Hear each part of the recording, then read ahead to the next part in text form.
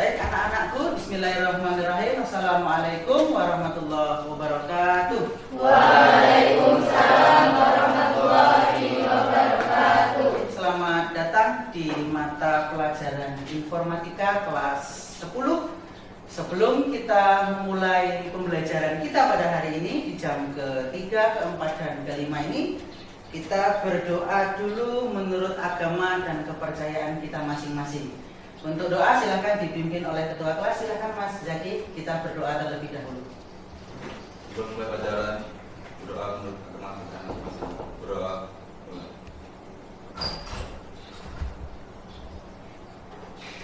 Selesai. Salam kepada Pak Guru. Assalamualaikum warahmatullahi wabarakatuh. Waalaikumsalam warahmatullahi wabarakatuh. Baik anak-anakku, sudah berdoa tadi, mudah-mudahan kita semua mendapatkan rahmat, kita bisa masuk ilmu kita nanti untuk pembelajaran informatika. Amin ya rabbal alamin. Baik, berikutnya saya akan periksa kehadiran terlebih dahulu. Kita absen satu ya. M Zaki ada? Baik, Pak. Abi ada? Iya, Pak. Ada. Kemudian Zidan ada? Baik, Pak. Ada. Kemudian Andika? Baik, Pak. Oke, ada. Baik, lanjut. Pak sudah menjelaskan tentang sebuah materi di bab 1. Ada yang masih ingat bab 1? Nggak ada yang ingat? Oke, saya ingatkan. Bab 1 itu kemarin kita belajar tentang apa? Elemen mata pelajaran informatika. Oke, pelajaran informatika itu ada berapa elemen yang kalian ingat sekarang? Yuk, ada berapa? Delapan. Siapa yang mau menyebutkan salah satunya? Lupa tunjuk tangan. Baik, saya, Pak. Oke, ya Zaki silakan. Apa Zaki? Ada TIK, Teknologi Informasi dan PO.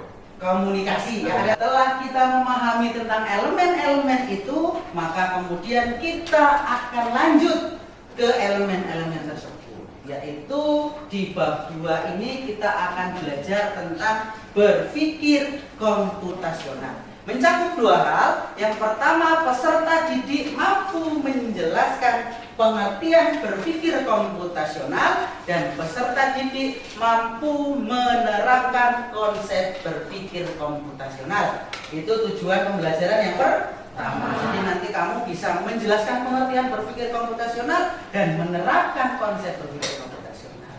Kemudian yang kedua, peserta didik mampu mengenal 4 pilar pendekatan berpikir. Saya akan tanya sebelum kita masuk ke materi. Saya tanya dulu. Nih, jawabnya boleh, semuanya boleh. Jawab boleh ya, boleh jawab. Saya tidak akan tunjuk. Nanti saya nanya ke Zaki, saya nanya ke Abi, saya nanya ke Siti misalnya, enggak begitu. Baik, Bapak tanya, pernahkah kalian itu memiliki sebuah masalah? Siapa di sini yang nggak pernah punya masalah? Tunjukkan. Nah, tentunya kita setiap manusia pasti punya masalah. Oke, baik. Pertanyaan berikutnya. Simpan dulu ya. Kamu punya masalah? Punya ya? Nanti masalahnya apa ya? Nanti kebanyakan berhasil kan? Iya, pinter kalau berhasil. Oke. Baik, kemudian berikutnya, ketika kalian itu mencoba menyelesaikan sebuah masalah, apakah kalian itu menggunakan bantuan komputer? Ayo. Pernah nggak ada masalah kemudian kalian menggunakan itu berpikir komputasional? Selama ini kan image kita kalau kemudian kaitannya dengan komputer itu pasti harus di depan komputer, di dalam lab, kemudian menyelesaikan sebuah masalah. Tapi kita bahas bareng-bareng nanti, biar kita ngerti. Oke, sekarang kita lihat presentasi Bapak di atas. Berpikir komputasi atau berpikir komputasional. Oke. Computational thinking kalau dalam bahasa Inggris. Computational thinking itu adalah untuk menyelesaikan persoalan yang lebih adalah teknik pemecahan masalah yang sangat luas wilayah penerapannya. Bukan hanya untuk menyelesaikan masalah-masalah sekitar ilmu komputer, tapi juga untuk menyelesaikan berbagai masalah di dalam kehidupan sehari-hari. Ada konsepnya di situ. Apa aja konsepnya? Tanpa kita sadari, kita sudah melakukan itu. Ya, melakukan berpikir komputasional. Misalnya apa? Membuat secangkir teh atau kopi, kemudian mengganti bola lampu, kemudian ingin membeli pakaian, ingin sholat, ingin memasak, menulis buku, berangkat ke sekolah dan juga yang lainnya. Itu secara tidak langsung kita sudah melakukan berpikir yaitu membuat nasi goreng. Ini juga masalah loh. Masalah kalau kita lapar, kemudian kita buat nasi goreng. Penjelasannya. Kemudian berikutnya dengan metode lain ada membuat sarapan roti. Mau cerita kayak gitu tuh sulit. Nah, sekarang ini ada lagi tuh. Jika kita punya 100 pasangan, jumlah total 201, bagaimana kita mencari jumlah totalnya? Jika kita memecah masalah menjadi bagian-bagian yang lebih kecil, ingat tadi ya, dekomposisi itu ya, dipecah masalahnya menjadi lebih. Masalahnya apa? Tidak ada ukuran pasti kriteria rumah ideal. You sama you bisa jadi berbeda. Rumah ideal saya kecil, yang penting fasilitas lengkap. Ada yang, oh rumah saya harus besar. Jadi tidak ada kriteria mutlak untuk kemudian menentukan rumah ideal itu seperti apa. Nah, kemudian tujuannya apa? Memastikan kriteria rumah ideal yang diinginkan oleh masing-masing. Wah, itu gambarnya. Wes, begitu pokoknya. Main dulu dengan itu. Ya, perhatikan permainannya. Polanya lihat. Setelah bintang ada lope, setelah lope ada senyum.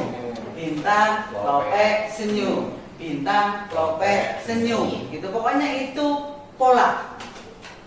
Tuh. Lihat. Pattern itu kan bahasa Inggris toh. Bahasa Indonesianya apa? Pola. Tuh. Lanjut. Oke. Persepsi manusia sekarang. Manusia itu dianugerahi apa aja? Dianugerahi apa aja itu? Anugerahi kemampuan untuk apa? Menerima rangsangan. Punya indera kan semua kita ya? Indera perasa, indera penglihatan, indera pengecap, penciuman, pendengaran, ya kan? Nah, itu dari linguistik face recognition aja. Ya, makanya kemudian orang itu dalam sebuah teknologi, kalau ada orang yang maling, kemudian kira-kira gambarnya seperti apa orang itu? Oh, kumisan, hidungnya mancung, bla bla bla, kemudian jadilah wajahnya orang ini. Oke, seperti ini, seperti kasus-kasus yang sudah ditangani oleh polisi. Kemudian polanya tuh penerapan karakter ke abstraksi. Nah, abstraksi itu apa? Abstraksi itu polanya begini ya, menyederhanakan sebuah masalah, sebuah persoalan yang kompleks dengan berfokus pada informasi umum yang penting dan mengesampingkan informasi yang spesifik. Misalnya tadi kita mengatur file berdasar tipe datanya. Apakah itu tadi saya sampaikan formatnya doc, atau audio, atau video, atau teks, ataupun yang lainnya. Ya. Abstraksi yang kita lakukan dalam contoh ini adalah pengelompokan kasus yang sama berdasarkan tipe dan yang lain. Oh bisa banyak cara tentang penerapan algoritma tanpa menggunakan prompt. Oke, baik. Sekarang Bapak akan bagi menjadi 4 kelompok, ya. Akan Bapak bagi menjadi 4 kelompok. Isinya 4 atau 5. Kebetulan ini yang 5 cuma 1. Jadi kelompoknya begini. Yang ini oke ya. Ini LKPD-nya sudah Bapak siapkan. Silahkan nanti berdiskusi, ngobrol tentang dekomposisi, bagaimana cara membuat nasi goreng, pemecahannya. Kemudian yang ini pengenalan pola. Kemudian nanti yang ini abstraksi dan yang ini adalah algoritma. Nah, setelah kalian berdiskusi lebih kurang 15 sampai 20 menit,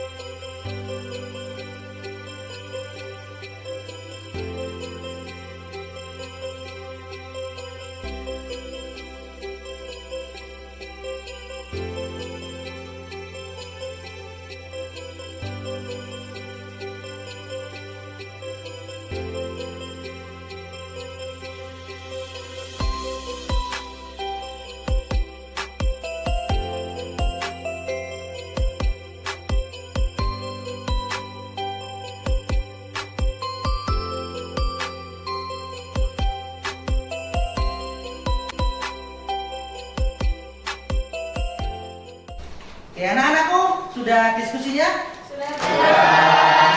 Banyak yang nanya itu. Tentang apa pembuatan nasi goreng. Saya bagi tadi ya, yang ini dekomposisi, yang ini apa tadi? Yang ini apa tadi? Pengenalan pola, yang ini tentang abstraksi, dan yang terakhir tentang algoritmanya seperti apa. Oke, kalau sudah seperti itu, kalian juga sudah selesai diskusinya. Kita sekarang masuk kepada pemaparan. Menulis di papan tulis atau boleh juga dipaparkan. Enaknya dipaparkan ya? Ya. Di papan tulis mah. Menjadi bagian yang paling kecil. Di sini kami telah membuat dekomposisi untuk bobot nasi goreng. Dan pertama kita sudah menyiapkan. Pertama kita siapkan dulu alat-alatnya. Yang pertama ada wajan, spatula, pisau, talenan. Oke. Ya, silakan. Apakah untuk membuat nasi goreng tidak membutuhkan nasi goreng tersebut, apa bisa jadi nasi goreng? Ya, bisa jadi nasi goreng. Apa perlu telur juga untuk nasi goreng itu tersebut? Telur bisa disebut secara opsional karena dalam nasi goreng tidak harus menggunakan telur, tapi dalam Assalamualaikum warahmatullahi wabarakatuh. Waalaikumsalam warahmatullahi wabarakatuh.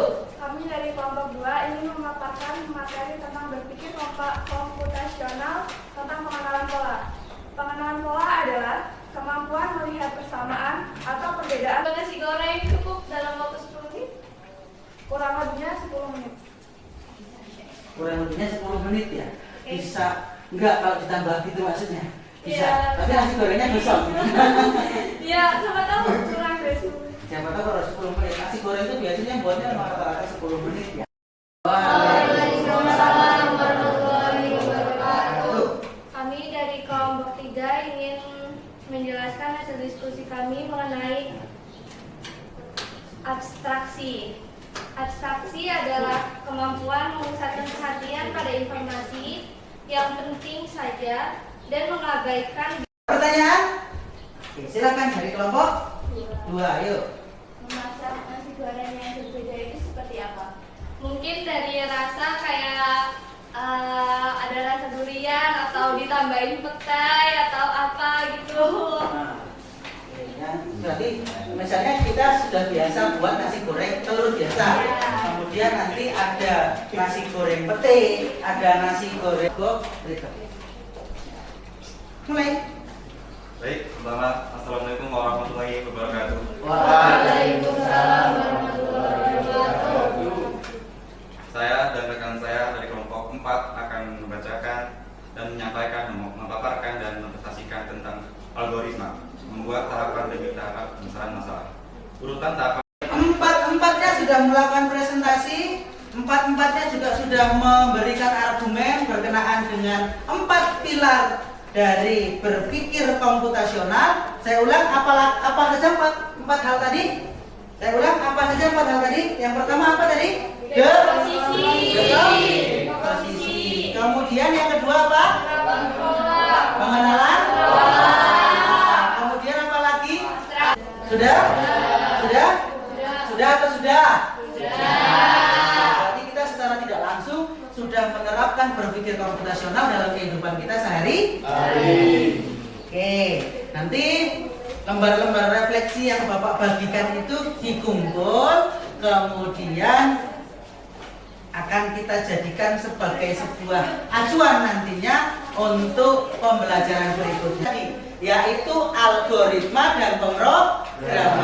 Nanti kita akan belajar itu dengan salah satu namanya bagan alir atau yang namanya flowchart, ya. Bagan alir atau yang namanya flowchart. Jadi nanti penerapan pembuatan nasi goreng ini dibuat flowchartnya. Ini sampai kemudian nanti akan saya lihat bagaimana ketercapaian pembelajaran kita pada hari ini, dan kemudian setelah mengerjakan itu nanti akan saya sampaikan tentang bagaimana ketercapaian kriteria di tujuan pembelajaran yang sudah Bapak sebutkan tadi di awal. Jelas? Jelas. Oke, baik. Segera saja saya bukakan linknya untuk dikerjakan di Google Form.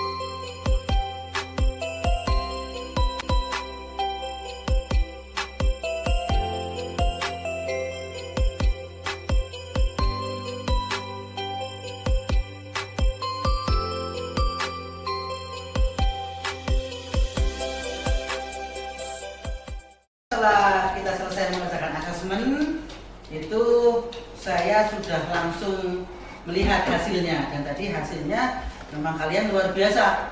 Pemahaman kalian tentang 4 pilar berpikir komputasional ini sangat luar biasa. Tidak ada nilai yang kecil, semua di atas 85 semua.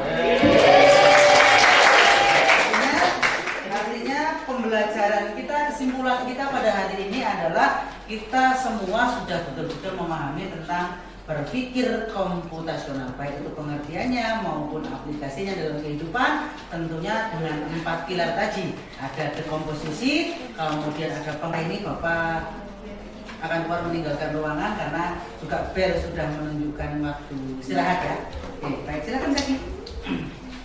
Semua siap untuk mengakhiri pada hari ini. Mari kita berdoa kepercayaan agama masing-masing. Berdoa. Selesai. Salam kepada Pak Guru.